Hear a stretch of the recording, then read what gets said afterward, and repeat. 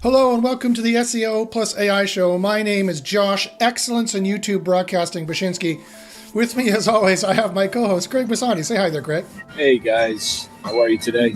I'm doing great. I'm doing fantastic. This is only like the fifth time we've tried to start this thing. And so today I'm doing quick SEO tips. Today I'm going to do quick SEO tips for you. I have 50 in total. I'm going to try to get through them all. I don't know if I'll be able to get through all 50 in about 45 minutes time, but I'm going to try to get through all of them for you. If you have any SEO questions, please, by all means, ask them in the chat or ask them in the description. A couple other housekeeping things to get over. You should like and subscribe and punch the monkey and slap the bell and kick the goat, or whatever you need to do down here to make sure you're liked and subscribed to hear about all our new SEO stuff that's going on. Big, huge changes are coming up to SEO Copilot. We're working out some of the kinks, but big, huge changes are coming to SEO Copilot. It has got SEO features that no other tool has, and we're doing big, huge changes, and so that'll be really exciting. I'll be talking more about that later. Also, in a future episode very shortly, probably next week, I'll be doing the episode where we show you how they ranked number one, who ranked number one in our system, which there are hundreds of people who are doing this, getting number one rankings from nowhere to number one rankings. And I'll show you how you can do this for yourself in the next episode after this. So SEO tip number one is all about the beginning of SEO. Are you suitable for SEO? Is SEO the kind of thing that you want to do? So you need to make sure that if you're going to get into SEO, that you're the kind of personality that would thrive with it.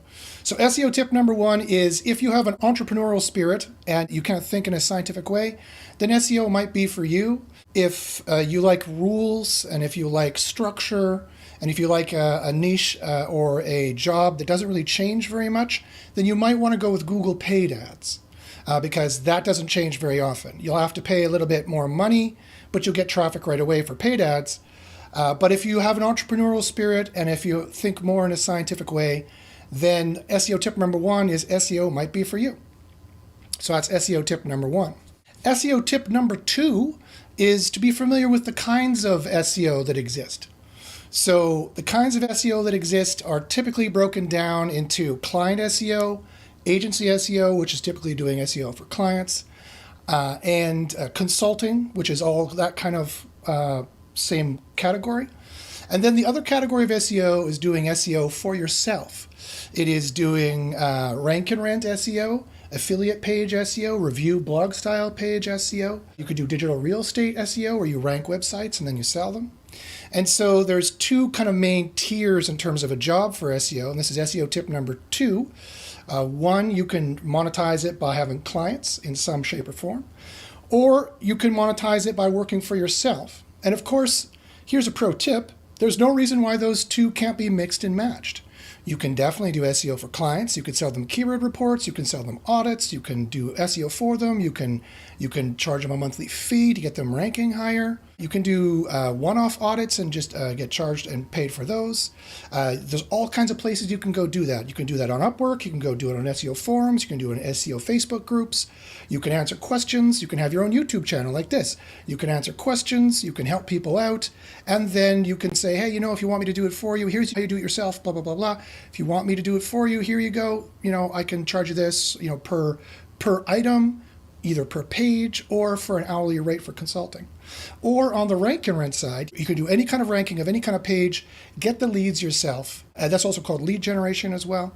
You can get the leads yourself, and then you can either get paid per lead, you can get paid an affiliate commission, you can rent the pages out after you cold call a bunch of businesses and offer them free leads and free conversions and say, I'll just give them to you free to start off with. And once you get that business relationship going, then you can start renting these pages out to them and you get a recurring revenue per month. And if this is not working out, you can always sell that site later. So that's SEO tip number two. The different kinds of main tiers of doing SEO is for a client in some kind of consulting role, or that could be an in-house job, it's some kind of employee job as well, and or you can rank for yourself, and you can monetize it in multiple ways there. So that's SEO tip number two. So SEO tip number three. SEO tip number three is the basic areas of SEO that breaks down into the technical areas of kind of how SEO works and what you do. There's three kind of main traditional areas of SEO for the last 25 years. There's on-page SEO or on-site SEO that kind of mean the same thing. There's off-page SEO or off-site SEO, which kind of means the same thing. And there's technical SEO, which for some reason people like to put in its own third kind of category, but really it's on-site SEO as well.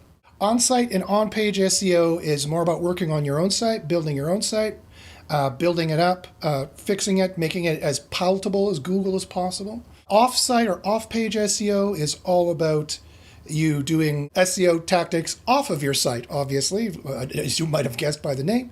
Usually this is, backlinks, but there's all kinds of other things, posting on forums, getting your entity out there, getting people talking about you, maybe getting traffic to the site, all those kinds of things like that. And then technical SEO is usually gets into more things that, quite frankly, are not as important in my opinion. Making sure your sitemap is working, if your navigation structure is working in on-site SEO, that not really needs to be done. Making sure your robots.txt file is working correctly. A robots.txt file is a file that instructs the robots as to where they can go on your site, what they can crawl. Going through Search Console, these are the things which are typically technical SEO.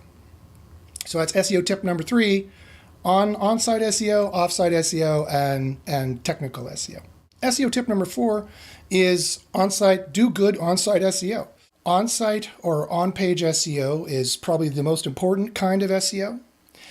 For many years, people thought off-site or off-page SEO was the most important. But on-site SEO and on-page SEO is probably the most important. You need to have quality content and you need to have the right semantic. I say you need the SHEAT, which is an acronym which stands for, it's SHEEATT, the SHEAT. S stands for semantics, and you need the semantic keywords on your page.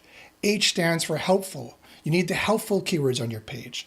There's specific keywords that Google has multiple AIs are looking for, specific keywords that are going to look for whether your page is helpful or not, whether you have the on-page stuff that you need or not, specifically on your page. There's expertise and experience keywords that Google has specific AIs looking for to see if you have the experience keywords, the expertise keywords on your page. There's the authority keywords. You need to make sure that you're speaking about the content in the way an expert would, in an authoritative way. And there's literally words you need to have on your page that do this. There's the timeliness keywords you need to have on your page, and there's trust keywords you need to have on your page. And so let me show you how you would get that here in our tool, our AI-based tool. So to make sure that you have the right sheet, the semantic keywords, the expertise keywords, the authority keywords, the trust keywords, and the timeliness keywords, you need to have an AI analyze your page. And so here we are giving you your semantic score that tells you if you're saying the right entities or not. You need to say all these entities in a certain frequency.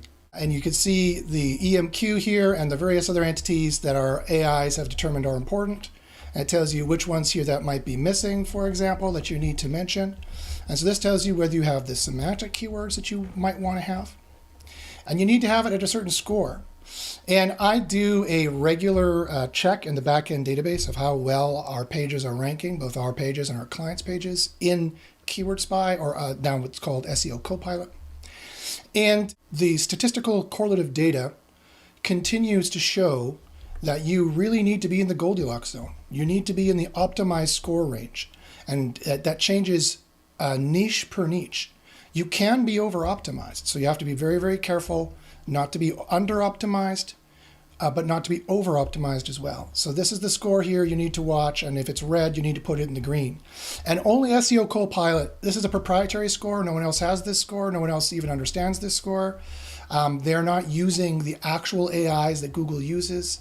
We use the actual AIs that Google uses to analyze this. Let me show you where we do that.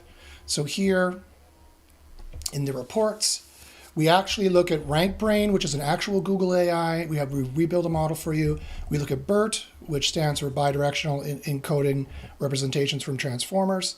That's an actual AI that Google uses that we rebuild a model for you. Also telling you what the query intent should be and what it needs to be to ensure that you are of quality.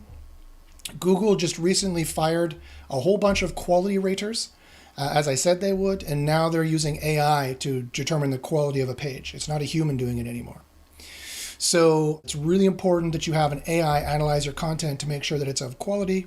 The neural matching AI we also do as well. I skipped this test for this one. And finally, we have two more here that nobody else has. TW-BERT, which stands for term weighting BERT. Google put out a white paper on term weighting, and so we rebuilt an AI model that will score your entities. And you see they score them all differently. And then finally, we have the query interpretation test, which Google also does something called query interpretation. For example, I don't know if you've noticed this, but when you search set up LLC, you can also rank for setting up an LLC, setting up a limited liable corporation, how to set up an LLC. You can start ranking for all these different queries. This is because Google does something called query interpretation. And so you need to have a test analyzing what the entities are that are valid for query interpretation, because you can rank for those as well. And so look at this. This is very interesting. So let me make this slightly bigger here. You can see here that RankBrain, BERT, and query interpretation, and neural matching too, if I had run it for this, I want to do this a quickie little report, all scores the entities differently, but all the scores are tallied up to give you a final score. This is crucially important in doing your on-page SEO. This is crucially important in succeeding on your on-page SEO. As you're going to see next week, I have the stats to prove that this is what's going to boost you in Google, is having these special secret keywords. But not only is it the semantic keywords, as I showed you, it's also the helpful keywords, the experience, expertise, authority, and trust, which is measured in a couple different places here. One, we measure it here in our proprietary heat score, which uses the actual questions that Google asks quality raters, because now they're getting an AI to do it. And whenever you see a low score here is where you might want to beef things up. And it's determining whether or not you actually are helpful, whether you're showing the experience, whether you're showing the expertise, whether you're showing the authority, or whether you're showing the trust. So that's very important for ranking post-October. A lot of people are having trouble with that. And then finally, we have this last score here called the spam score. And the spam score is going to be very important. We're still working out the bugs with this one. But you see there's a red exclamation mark telling you that one of your spam scores or one of yours is out of whack. And the spam score here analyzes these factors: the URL, the title, the description, the H1, and the body content. And it'll tell you whether or not your spam score is above your top 5 competitors. It'll tell you their average and where you are there. And that is crucially important in determining whether you have the sheet, whether you have the semantics, the helpfulness, the experience, the expertise, the authority, the trust, and the timeliness. So that's SEO tip number 4. Was I on number 4? SEO tip number 4. Do on-page SEO correctly, and you will see it is the most important part of SEO rankings, and you will see huge boosts from it if you're doing it right. If you have any more questions about that, email me at joshpaczynski@gmail.com or try a free trial at SEOCopilotai.com. You can try the system free for 5 days. So SEO tip number 5 is off-page SEO. In 2024, off-page SEO has a lot more to do, less with buying backlinks and acquiring backlinks, and has a lot more to do about people talking about you online. You know, you need to have buzz generated about yourself. And I go into a lot more detail about this in my SEO mastermind group, Underground SEO University. But you really need to get people buzzing about you. You need to get them talking about you. You need to get them referencing you. You need to get vetted third-party sites talking about you, referencing you. You know, that's what people do in local as well with the NAP, with the name, address, and phone number, getting citations. You need confirmation that you are a real business entity. And that's what Google is using for off-page SEO these days. So SEO tip number 5 is you need to get the buzz. You need to get people buzzing about you. Finally, SEO tip number 6 is technical SEO. Again, technical SEO is big on other people's lists. I'm not going to spend very much time on it because, quite frankly, it's not that important. There's a couple things in technical SEO that you want to check that are going to be important. Let me quickly show you what those things are. So let me go to Search Console. And so for technical SEO, you're going to want to check these specific things. You're going to want to go to pages. You're going to want to see what's not indexed. And you're going to want to see why it's not indexed. And anything that is currently crawled but not indexed, or discovered but not crawled, that's a huge SEO problem, and you need to look at those pages and make sure they're not thin pages. Again, these are just quick SEO tips. If you want more detail about that, email me at joshpaczynski@gmail.com. But go into your Search Console, go into Pages, and check to see if you see crawled but currently not indexed. If you do, definitely email me and I can help you out with what you need to do further. But that's a huge problem for SEO. The next one here you want to check for technical SEO that I think is important is also you should do an overview.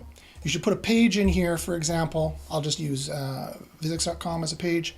You need to go test the live URL. And you want to make sure that all of the resources for the page are loading.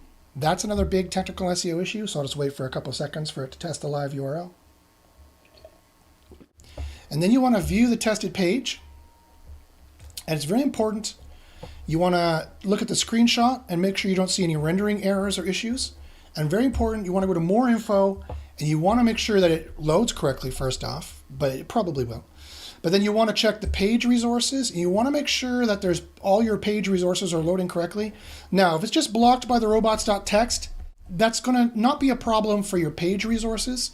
It is going to be a problem for your crawl budget. If you see like tens of thousands of those in here, then that's going to be eating up your crawl budget, and that's going to be a problem. Your crawl budget is the amount that Google will crawl you per month. If Google is not crawling you enough per month, then you're not going to get any rankings, right? So that really only comes into play when the percentage of resources in here that Google is not crawling is starting to equal 20 or 30 or 40% of your pages. If that's the case, then you're really starting to eat into your crawl budget and it really will be an issue. So that is a legitimate technical SEO issue that can happen on very, very large sites. But the fact that this is blocked by robot.txt is not such an issue for just 20 of these. But if you see images that can't be loaded, if you see other JavaScript errors here, for example, that they're saying, hey, we can't load this page because we can't process this, we can't see the design because we can't process this, then that could very well be an issue that you definitely want to deal with and take care of. Last but not least here is page experience for technical SEO. You want to go here and check your page experience, make sure that the core web vitals are all good. Check the core web vitals and make sure that you don't have any poor URLs on mobile or desktop. So that's all a good thing. If you have any poor or needs improvement URLs, you definitely should probably fix that. And then finally, last but not least for technical SEO, you definitely want to check manual actions, make sure they have no manual actions, although I doubt you'll ever see those because I doubt that they're going to maintain a manual team from now on. Check any security issues. You wouldn't believe how many times I've found this, that Google detects a malware issue on your site and they put it here and nobody notices. So make sure you check security issues. So that's all you need to know for SEO tip. I think I'm at number 6, SEO tip number 6, technical SEO. Make sure you go into Search Console and you check those things out. So SEO tip number 7. Now that we know what kind of person, what kind of job SEO is, now that we know where we want to do SEO, now that we know the different kinds of SEO, SEO tip number 7 is starting an SEO campaign. The start of an SEO campaign is the most important part of the SEO campaign. So SEO tip number 7 is do keyword research. Now you're like, Josh, isn't keyword research that on-page thing you just showed me where you see the boosting keywords? No. Keyword research, or niche research, some people call it, or looking for the low-hanging fruit, some people call it, is looking for the best keywords to try to rank for to begin with. You must start an SEO campaign with niche research to find the SEO keywords, to find the EMQs, the exact match query searches that you want to rank for. The last thing you should do is just guess what you should be ranking for, even if it seems simple to you. You're like, Josh, I'm a chiropractor, I'm in Winnipeg, Manitoba, I want to rank for chiropractor Winnipeg, Manitoba. Maybe you don't. Maybe you don't. You think you do, but maybe you don't.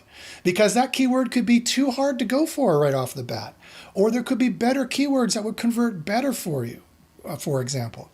So what you need to do is do keyword research to begin with. And so our AI tool does a phenomenal job of this. And let me show you quickly how we do this.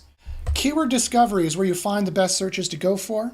And in keyword discovery, you see I've done tons of keyword discovery reports with seed keywords. And you can see we have a bunch of new features here. And this is the highest keyword revenue ballpark in the data set.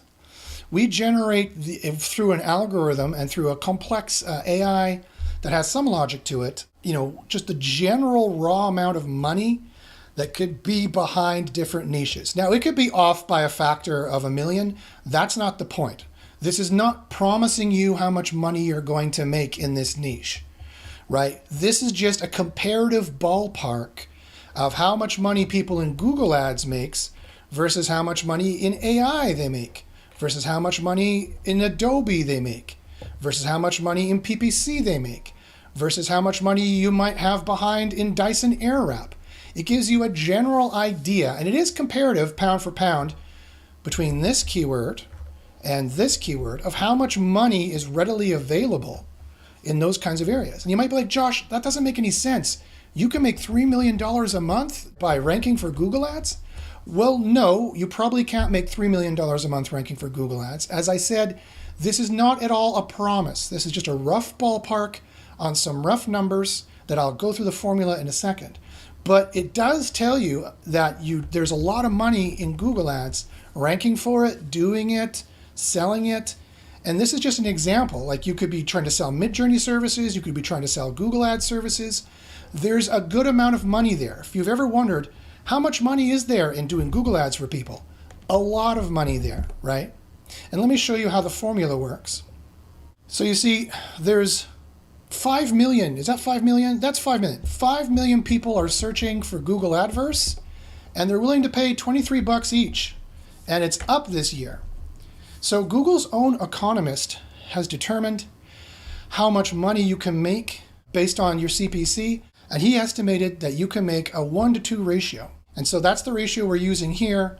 You multiply that by 30% by 5% of this, assuming a 5% conversion, and it comes out to a pretty high amount of money. Now again, this is just an estimated revenue ballpark. It is in no way a promise of what you're going to make. But it is very useful in determining, should I rank for this keyword or should I rank for this keyword? Google paid advertising has way less people searching for it. Therefore, it makes way less money than Google AdVerse, for example.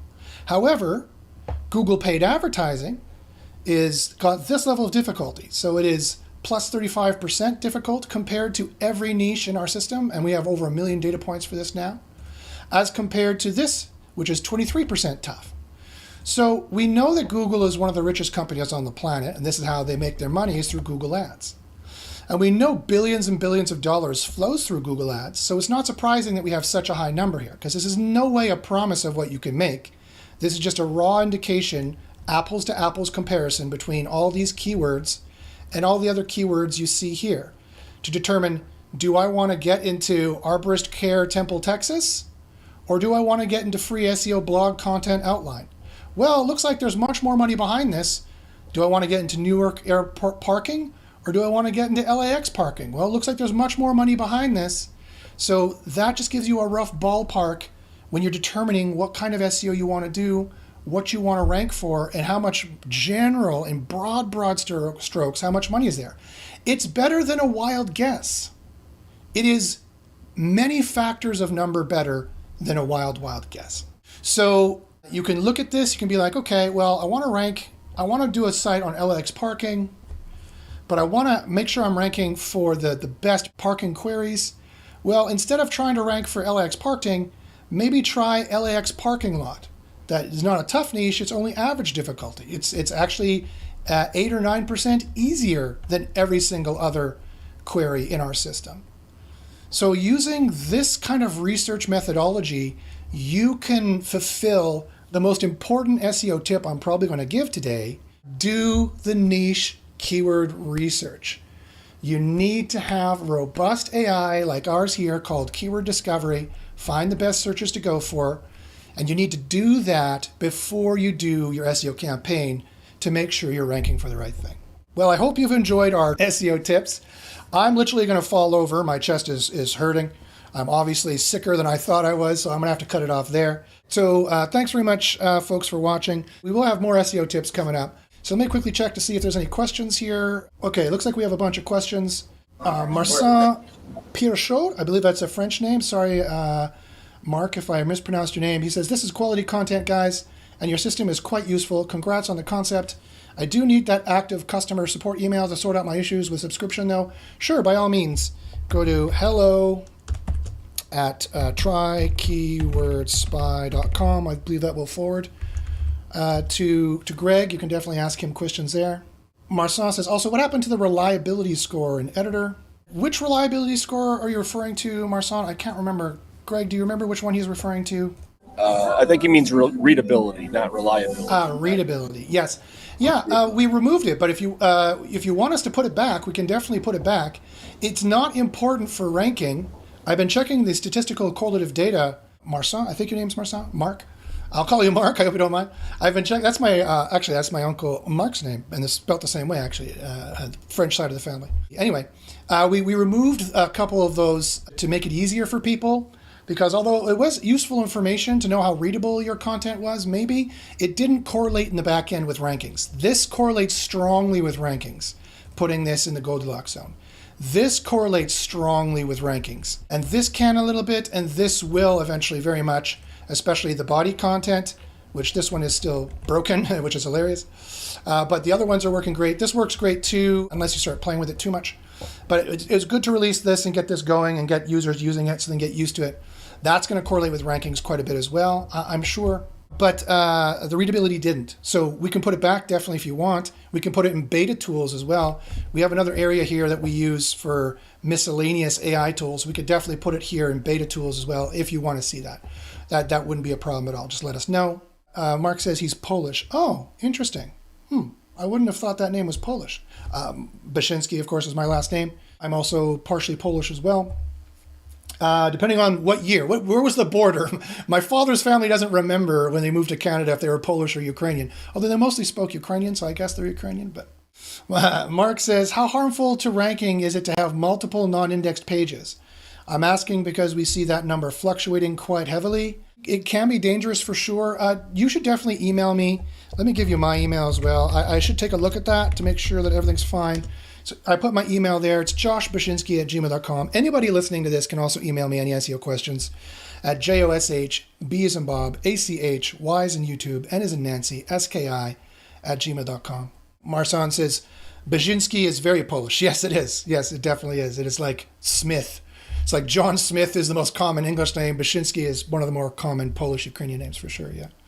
Okay, and then finally, so email me, Mark, and I'll help you with that. And then finally, Mark asks, I can confirm the keyword difficulty combined with final ROI and year-over-year change is very useful. It is.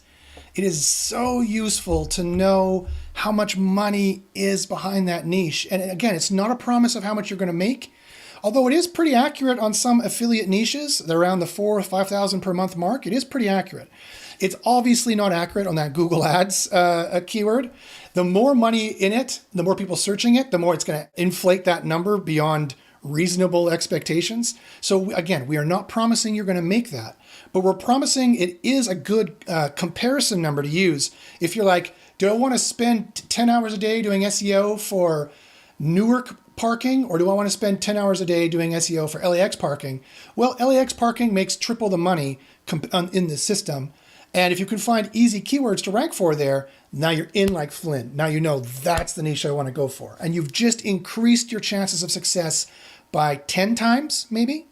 I've been doing SEO for 25 years, and trust me, the first thing you need to do on any SEO campaign is do niche research. Again, if you want a free trial of this new system we've just released, by all means, check it out. It's at SEOcopilotai.com. That's SEOcopilotai.com. You could try for free for 5 days. We also have very cost-effective options for just keyword discovery and or for the full system as well. I guarantee you it will boost you if you do it properly, and I have the proof. I've shown the proof previously of the last quarter in October, and I have the proof again. I will show you to you next week, presuming that I'm not sicker than I currently am. I will show you again next week the proof, and actually it got better. So our system works, guys. I know it's a little rough around the edges. We're getting designers. We're looking for a CTO.